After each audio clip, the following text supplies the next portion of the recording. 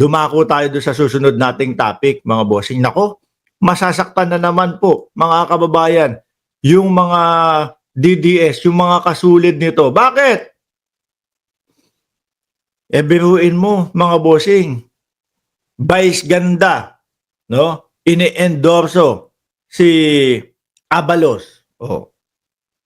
Attorney Leni Robredo, kahit na pinuntahan ni Inday Sara Duterte noong piyesta ni Ina, ng Peña Francia, wala pa ding inendorso sa padapa si Attorney Leni Robredo, mga kababayan. Kasi gusto nilang makuha yung yung suporta. Yang sila BP Sara, ano po ang dahilan kung bakit pumunta yan sa Naga kay Attorney Leni Robredo sa bahay niya? Para makuha po ang suporta ng mga kakamping. Ito po 100%. Sasabihin ko po ito. Naniniwala po ako, imposible nilang makuha ang suporta ng kakamping. Diring-diriho ang mga kakamping dyan sa mga yan. Mga bossing. Di ba? Diring-diri po, mga kababayan. Ang mga kakamping sa mga DDS. Sino pa? Vice Ganda, sinuportahan si Abalos.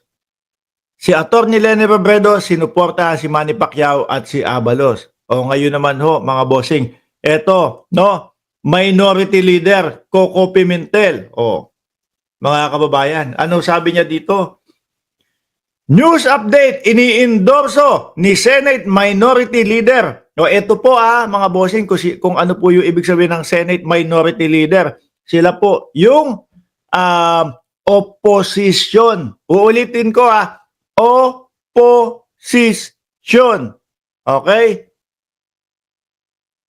So sila Pangulong Bongbong Marcos po, mga kababayan, administrasyon. Yan yung dalawa, na posisyon po sa gobyerno. Opposition at administrasyon.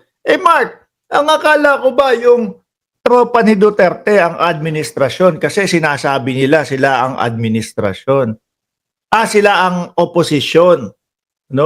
Ang oposisyon, mga kababayan, ang gusto din po niyang mangyari sa ating bayan, manalo, umangat, maging progresibo. Ang mamamayang Pilipino ay umunlad. Yan po ang gusto din ng oposisyon, mga bossing. Parehas din po ng administrasyon. Gustong umunlad ang Pilipinas. Kaya lang, magkaiba kadalasan yung way na gusto nilang maging maging way para umunlad ang ating bansa. Pero yung tropa ni Duterte, mga bossing, puro paninira lang ang pinagsasasabi ng mga yun Di ba? Speaking of paninira, speaking of fake news, pag-uusapan natin, kay Inday Sara Duterte daw pala galing.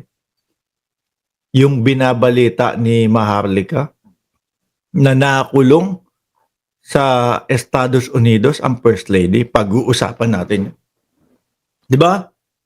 Yung tropa ni Duterte, panay paninira lang yun Si dating Pangulong Duterte, yung 2016, diyan naman po na mayagpag ang Pogo, mga kababayan. Kaya, wag silang mag-artihan na sila ang bagong oposisyon. Ito sila Kiko Pangilinan, sila Coco Pimentel, sila Bam Aquino, di ba? Franklin Drilon. Yan po yung mga talagang matagal ng oposisyon. Mark, bakit kayo bumoboto ng oposisyon? Di ba? Kagaya nila Kiko Pangilinan. Sila, maigi din po yan, may check and balance, mga kababayan. Hindi lang po yung, eto gagawin ng gobyerno. Paano kung merong mga anomalya pala doon? May mag-check at may magbabalanse, mga bossing. At tayo naman kapag ang isang kumakandidato ay nakita natin ang hangarin na para po talaga sa Pilipinas, iboboto natin yang mga yan. Di po ba? At ganun din po yung mga kakamping na nangyayari po. Dati, nung eleksyon ng 2022, bardagulan talaga. Akala mo hindi na magkakaroon ng patawaran sa isa't isa. Pero ngayon, nakita nila both sides. O nakita natin at nakita nila both sides, may mga kandidato na para sa Pilipinas talaga at hindi para sa ibang bayan. O, kaya nagsasama. Di ba? Kaya masakit po to para do sa mga padapa o do sa mga kasulid. Dahil lalo po silang bumabagsak, mga kababayan.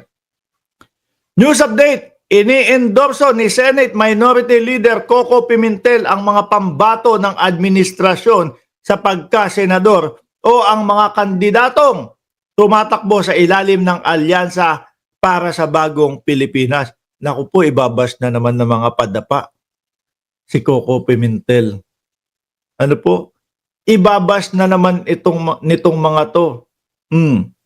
Kailangan ho kasi yung mga kandidato nila yung sinusuportahan.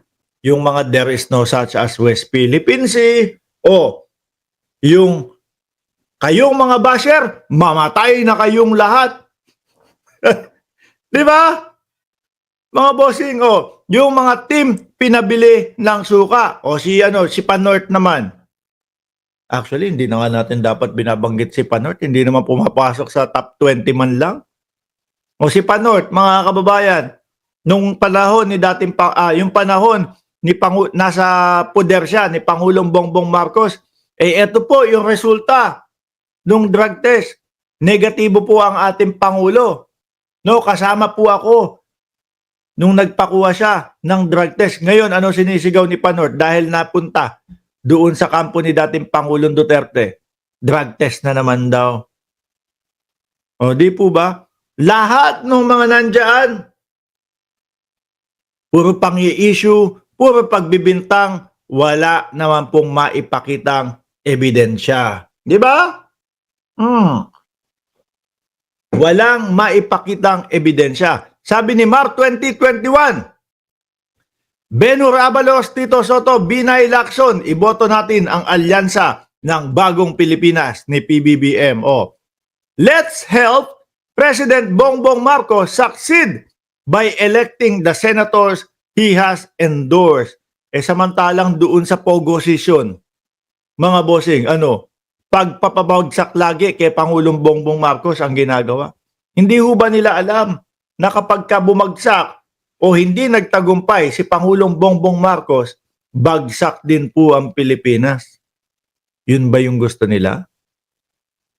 Di po ba? Nung panahon ho nila, mga bossing, build. Ilan yung pangako na mga infrastruktura na magagawa ho? 120 plus kung hindi ako nagkakamali. Natapos na ho ang termino ni dating Pangulong Duterte. Ilan ang natapos? 12. And sabi ni Shiro Kansaki, 11 na lang daw. Kasi bumagsak yung tulay na isa. Di ba? Mga bossing, dapat pa ba tayo na bumalik doon sa panahon ng ganon yung mga nangyayari? Hindi na. Siyempre.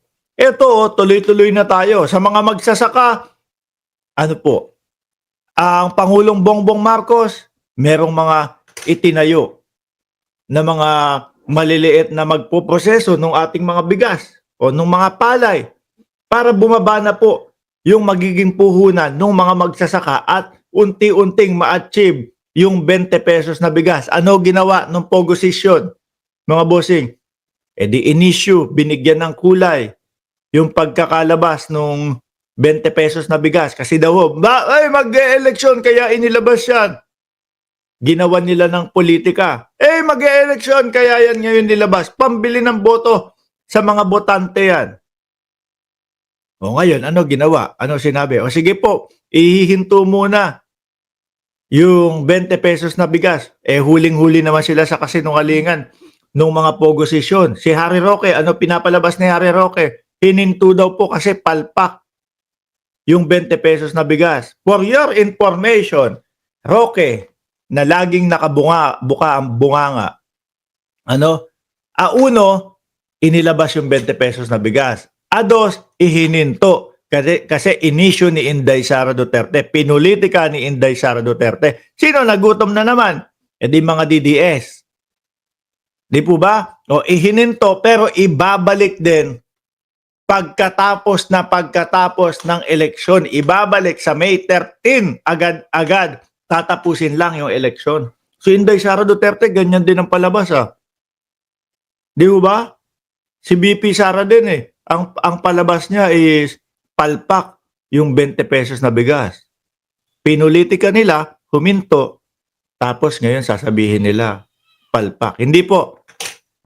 Tatapusin lang po ang eleksyon. Kaya, para naman po ang ating Pangulo ay may katuwang, ayan po, no? Iboto natin yung mga magagaling dyan sa alyansa. It's in our nation's interest to support the President and ensure the success of his final 3 years in office. Dagdag ni Senator Coco Pimentel.